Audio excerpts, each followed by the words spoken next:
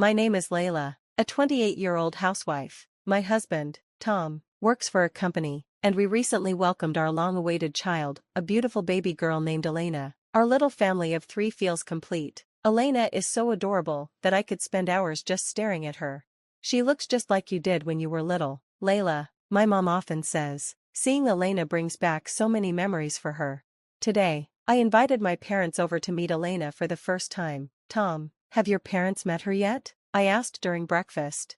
Tom hesitated before replying. No, they haven't. My parents aren't fond of children. They only had me because of societal expectations, and they made it clear they didn't want more kids. They're not interested in meeting Elena either. When I told them about her, they said not to bring her until she's an adult. Can you believe that?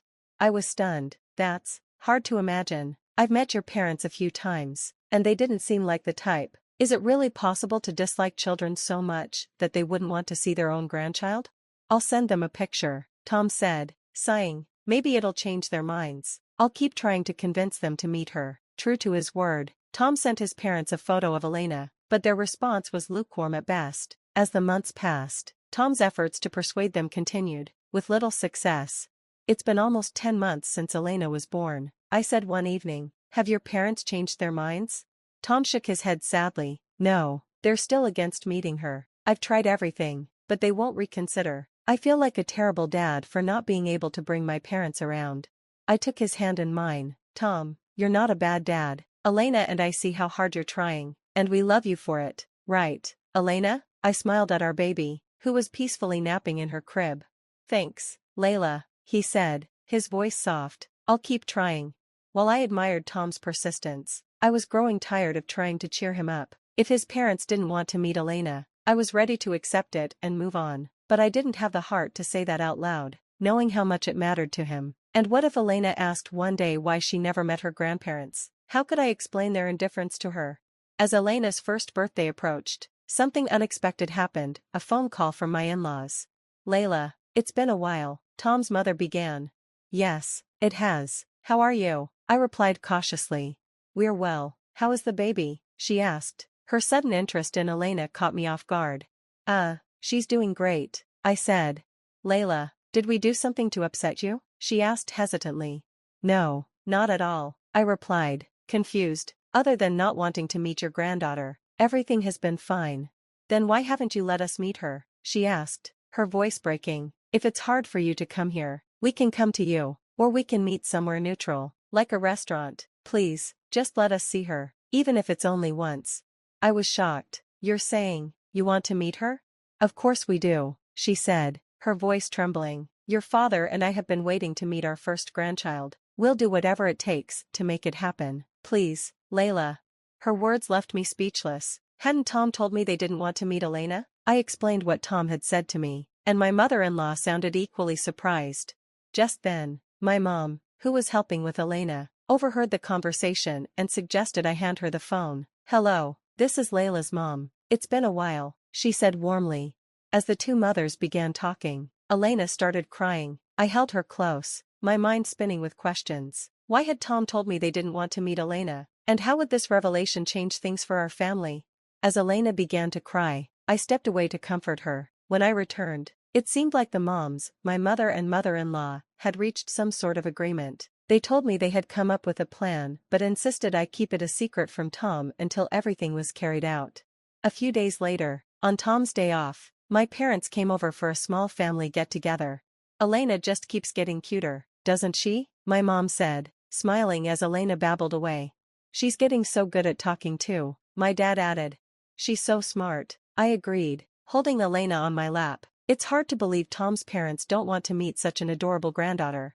They never liked kids to begin with, my mom replied, but Tom has been working really hard to change their minds. Good for him. Ever since I discovered that Tom had been lying to both me and my parents, I'd started doubting everything he said. It was frustrating, to say the least, but today, it was all going to come to light. The atmosphere seemed cheerful, but I could feel the tension bubbling under the surface. Everyone was nervous, waiting for the big moment. What are we waiting for? Tom asked, oblivious to what was about to happen. Just then, the doorbell rang. I opened the door to see Tom's parents standing there. Mom, Dad, what are you doing here? Tom stammered, his face turning pale.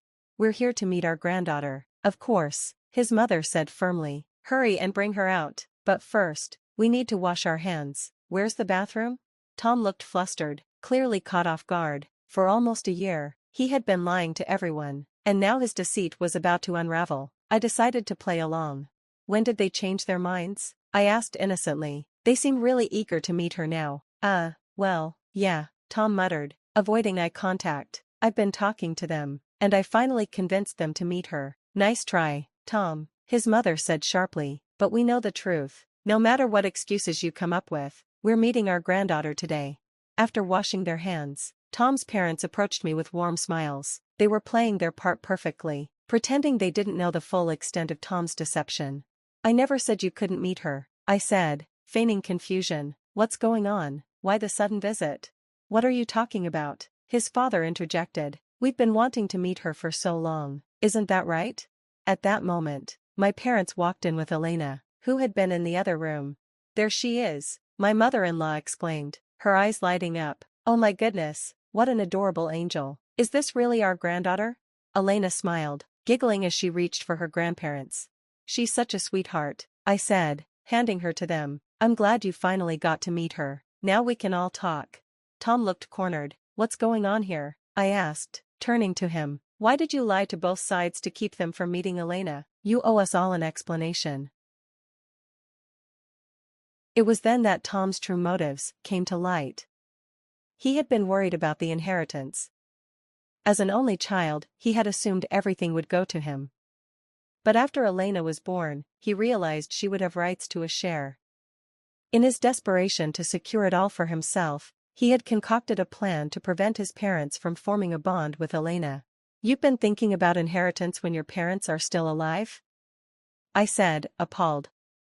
You kept them from their granddaughter for a year, because of money? That's beyond selfish, Tom stammered. No, it's not like that. I was just following advice from my boss. Enough, his mother interrupted. Thanks to your efforts, we're going straight to a lawyer to make sure everything goes to Elena. While you're at it, I added, don't forget another document you'll need to sign, the divorce papers. Tom froze. Layla, no. Please don't do this. I can't stay married to someone who lies to everyone around him. It's only a matter of time before you try to manipulate Elena too. I'm done. Mom, Dad, Tom pleaded, will you still see Elena if Layla divorces me? Of course, his mother said coldly. We're cutting ties with you, not our granddaughter. You've made your bed, Tom. As I gathered Elena and prepared to leave, Tom's parents reiterated their plans. We'll make sure our estate is handled properly, his father said. And don't worry, Layla. Elena will always have us in her corner. With that, I walked out, leaving behind the home I had shared with Tom. It was no longer a place of trust or love, just a reminder of the lies that had nearly torn our family apart. After deciding to leave Tom behind, I packed up my things and returned to my parents' house. You're welcome to come too, Mom and Dad, I told them. We're getting everything ready to celebrate Elena's birthday there. Tom, left alone, pleaded desperately, wait. Don't leave me here by myself, but his cries fell on deaf ears as we headed to my parents' place. Shortly after, I finalized the divorce and secured full custody of Elena, along with child support. Tom didn't take it well. Angry at his boss for planting selfish ideas in his head, he caused trouble at work, which eventually led to him losing his job. He struggled to manage housework and daily life, often turning to his parents for help. However, they completely ignored his pleas, fed up with his behavior. I've heard they're even planning to sell their home and move far away, ensuring Tom won't find them. Back at my parents' house, I've been raising Elena with their unwavering support. I managed to land a full-time job, and life has been looking up. Today is Elena's second birthday, and we're throwing a party to celebrate this precious milestone. As friends and family gathered, I stood up to make a toast. Thank you all for coming to celebrate with us today. If I may, I'd like to propose a toast. Everyone raised their glasses. Cheers, Elena beamed and, in her tiny voice, joined in. Cheers, wait, one of my relatives said with a laugh. She's only 2, right? I've never seen a 2-year-old say something like that so confidently. Neither have I, added another. Elena loves saying cheers, my mom chimed in. She practiced with Layla yesterday and did great. Surrounded by love, Elena is growing into a bright, happy little girl, a true treasure to everyone around her. As I reflect on how far we've come, I feel nothing but gratitude for the love and support that surrounds us. The future feels full of possibilities, and I'm excited to see what's next in our journey. I arrived home, greeted by warmth and celebration. Welcome back. Jel will be bringing her fiancé soon, my mom said. Jel is getting married? I said, still processing the news. It doesn't feel real. That day, my sister Jel came home to announce her engagement. I also decided to visit my parents, eager to share my own exciting news. Jel's getting married, and now I'm going to be a mom too. So many happy events. I exclaimed. It's been such a whirlwind, Jel said. By the way, I heard you left your new job. Was something wrong? It's a long story, I admitted. I didn't want to worry you, and I thought everything was resolved once I married Peter. Jel's fiancé, Josh, entered the room. Hi, I'm Josh, Jel's fiancé, he introduced himself. Nice to meet you, I said, smiling. Oh, you're Josh? You're younger than I expected. Don't be so nervous, everything's going to be fine. Despite my reassurances, Josh seemed uneasy. When's the wedding? I asked. Well, we haven't set a date yet, Jel replied. We need to coordinate it with your due date, now that we know you're pregnant. Josh's face turned even paler. Oh, I didn't realize, he stammered. Congratulations. Something about Josh's nervous demeanor unsettled me.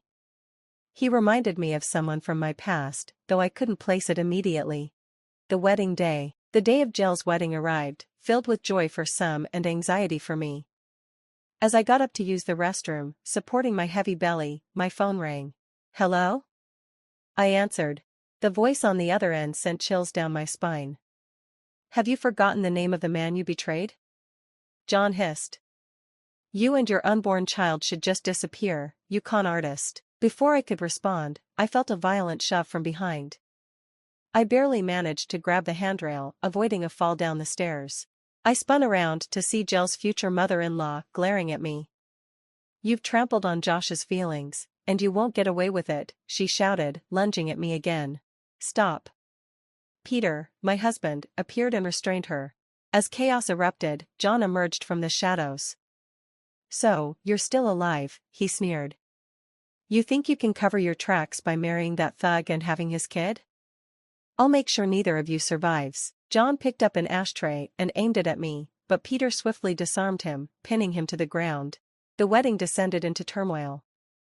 An emergency meeting was called, where John, his mother, Josh, and our families gathered in a tense room.